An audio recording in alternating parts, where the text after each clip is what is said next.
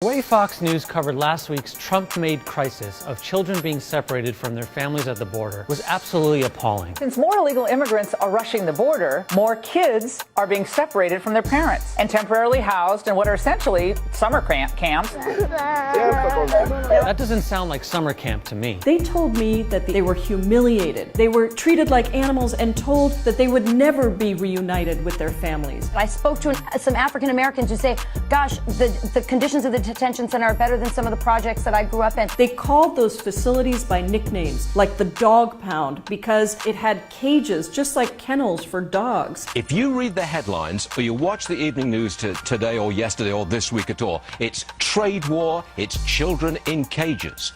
The real big story that affects everybody in America is the success of the president's tax cut package and what it's done for our economy. Wrong, Mr. Varney. Dead wrong. The reality is that last year marked the worst year for job creation since 2012, according to Trump's own Labor Department. Average workers have seen their wages go down by 3 cents an hour over the past year after adjusting for inflation, according to the Bureau of Labor Statistics. Half of older Americans have no retirement savings, according to the nonpartisan Government Accountability Office. We're now well on the way to prosperity. Over 40% of Americans don't have $400 in the bank to pay for an unexpected financial expense like a medical emergency or a car repair, according to the Federal Reserve. The media does not want you to know this. As a result of Trump's tax plan, average healthcare premiums will be going up by nearly $2,000, something that you will never, ever hear on Fox News. Most Americans are not impacted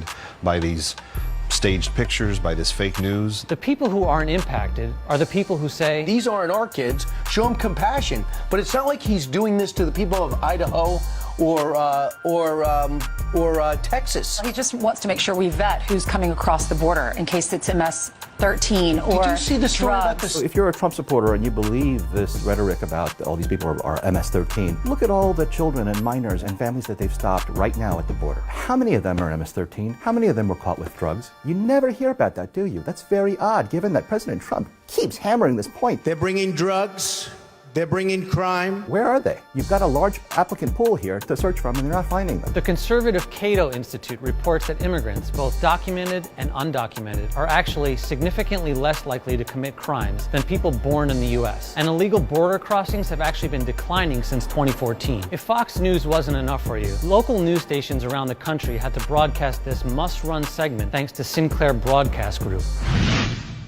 Our immigration system is undeniably broken, and the discourse around this topic is toxic. While some of the concern is real, a lot of it is politically driven by the liberals in politics and the media. According to recent polls, 2/3 of Americans oppose the Trump administration policy of separating immigrant children from their families when they cross the border illegally. And 75% of Americans say immigration is good for the country. Young children being separated from their parents is not a liberal issue, it's not a conservative issue, it is a moral issue.